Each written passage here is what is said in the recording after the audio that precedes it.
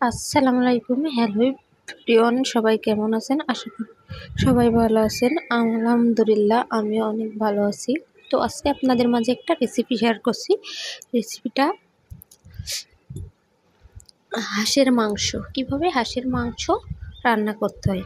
প্রথমে আমি কড়াইতে রসুন, পেঁয়াজ, শুকনো মরিচ, জিরা, গরম মশলা, আদা বাটা, রসুন বাটা সব দিয়ে এটাকে আমি ভালোভাবে কষিয়ে নিয়েছি। দেখুন কষিয়ে নিয়েছি। এখন এটার ভিতর আমি হাঁসের মাংসটা ঢেলে দিব।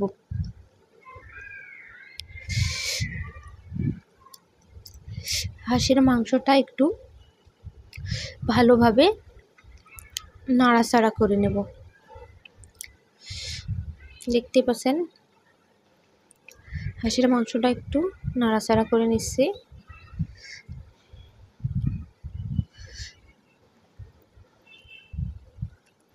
এর ভিতর কোনো আমি পানি দেব না।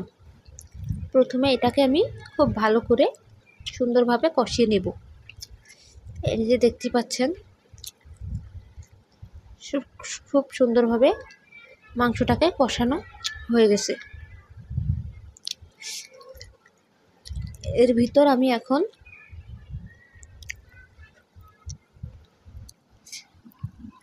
নারকেলের দুধটা দিয়ে দেব, যাতে হাঁসের মাংসের গন্ধটা না করে। এই যে নারকেলের দুধটা এখন অ্যাড করে দিচ্ছি।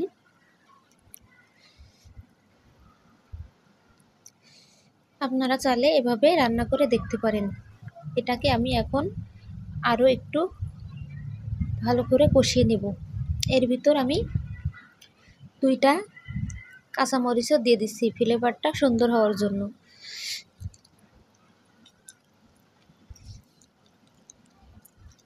সাথে একটু হালকা পরিমাণ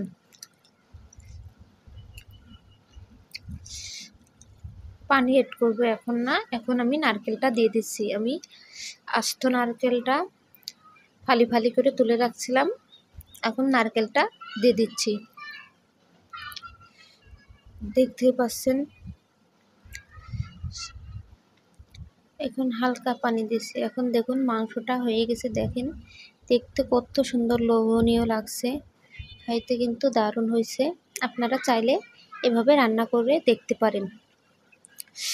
আমাদের যশোরে সবাই খায় কিনা জানি না, কিন্তু আমরা এভাবে রান্না করে খাই, যাতে হাঁসের মাংসটা গন্ধ না করে।